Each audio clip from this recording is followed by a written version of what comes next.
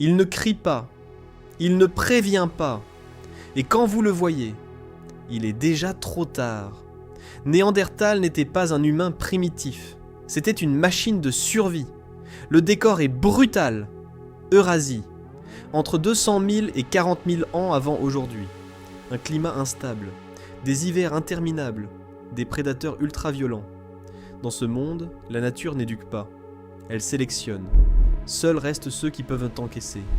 Et Néandertal encaissait tout. Son apparence seule suffisait à imposer le respect.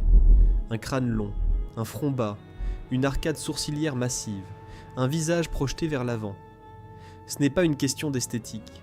Chez les espèces sociales, les traits osseux marqués signalent souvent la dominance et la capacité à encaisser les coups. Chez Néandertal, ces traits sont extrêmes. Ce visage n'est pas fait pour paraître amical.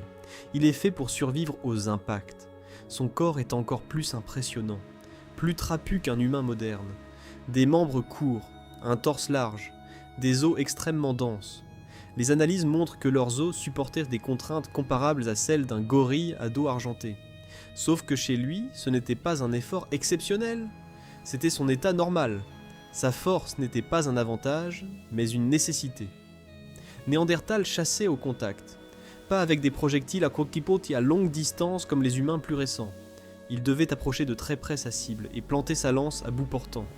Cela change tout. Chasser un cerf ainsi est déjà dangereux.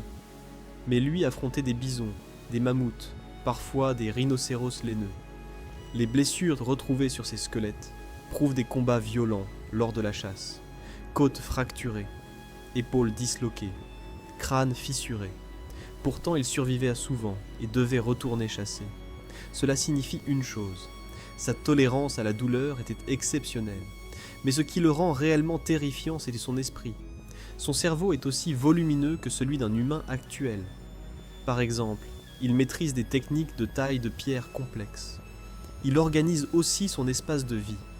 Les fouilles montrent des zones distinctes pour dormir, travailler, jeter les déchets. Il entretient le feu. Il transporte certaines pierres sur des dizaines de kilomètres. Il prend soin des blessés. Des squelettes montrent des individus lourdement handicapés ayant vécu des années. Cela prouve qu'on les nourrissait et protégeait. Autrement dit, ce n'est pas juste un combattant. C'est un combattant intelligent qui pense au groupe. Dans la nature, cette combinaison est rare et redoutable. Pendant plus de 300 000 ans, Néandertal partage son territoire avec des prédateurs géants, lions des cavernes, hyènes massives, ours immenses. Pour survivre aussi longtemps dans un environnement aussi hostile, il faut être une espèce que même les prédateurs observent avec prudence. Puis arrive un nouveau venu, Homo sapiens. Quand nos ancêtres arrivent en Eurasie, ils ne rencontrent pas une créature inférieure. Ils rencontrent un rival parfaitement adapté à ce monde. La disparition de Néandertal ne ressemble pas à une défaite brutale, elle ressemble à une lente compétition. Ressources, climat, démographie. Sur des milliers d'années, l'équilibre bascule.